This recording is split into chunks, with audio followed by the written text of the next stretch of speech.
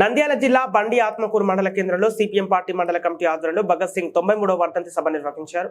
మండల కార్యదర్శి రత్నమయ్య అధ్యక్షతన వర్ధంతి సభ నిర్వహించారు. ముందుగా చిత్రపటానికి దొరా క్లినిక్ డాక్టర్ శివప్ప చిత్రపటానికి పూలమాల వేసి నివాళులర్పించారు.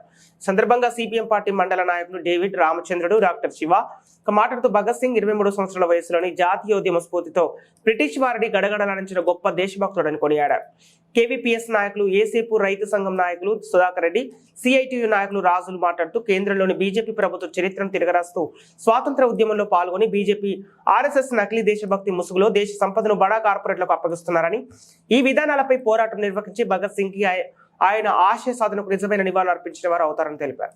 సిపిఎం పార్టీ మండల కార్యదర్శి రత్నమయ్య, సీనియర్ నాయకులు అబ్దుల్ రెహమాన్ మాట్లాడుతూ మతం పేరుతో పరిపాలన కొనసాగిస్తూ సిఏను అమలు చేస్తామని, ఆర్థిక ఇస్తే ఇచ్చిన కేంద్రంలో బీజేపీ ప్రభుత్వం మతతత్వ విధానాలను వ్యతిరేకించాలని కోరారు.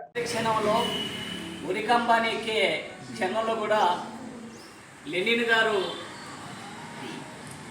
ఒక పుస్తకం చదువుతూ ఆ పుస్తకం కనీసం ఈ పుస్తకం చదివిన తర్వాత నన్ను ఉరి తీయండి అని లెనిన్ గారు రాసిన వ్యాసాన్ని పూర్తి చేసిన తర్వాత ఆయన ఉరికంబాన్ని ఎక్కిన రోజు. అందుకే ఈరోజు మన మండల కేంద్రంలో ఈ కార్యక్రమం నిర్వహిస్తున్నాం. మన ముఖ్య అతిథిగా మరి ఆర్ఎంపీ దొరా క్లినిక్ వారు వచ్చేసినారు. భగత్ సింగ్ గారికి కులమాల వేసిందో అదే కూర్చోడం చాలా ఆనందం ఉంది. అన్నగారికి మరియు మిగతా అందరికీ హృదయపూర్వక ధన్యవాదాలు.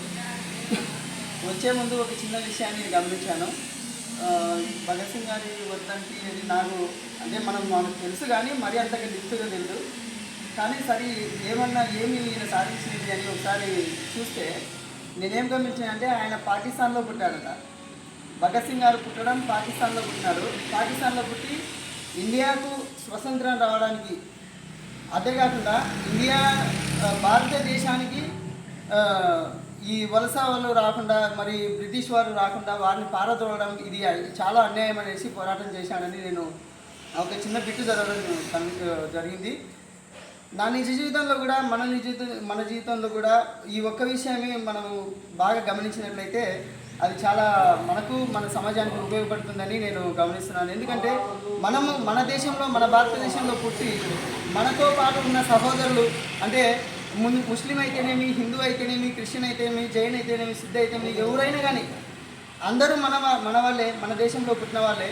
మరి మన దేశంలో పుట్టిన మన కోసం, మన సహోదరుల కోసం, మన ముస్లిం సహోదరుల కోసం అయితే, హిందూ సహోదరుల కోసం అయితే, క్రిస్టియన్స్ వాళ్ళ కోసం అయితే మనం ఎందుకు పోరాటం చేయలేము? మన హక్కుల కోసం మనం ఎందుకు ఉండలేము అనే విషయాన్ని నేను గమనించడం జరిగింది. మరి కాబట్టి మనం కూడా అటువంటి దారిలోనే, భగత్ సింగ్ గారి దారిలోనే నడుస్తూ ఎంతోమందికి ఆదర్శంగా ఉండాలని ఈ యొక్క మాటలను ముగిస్తున్నాను.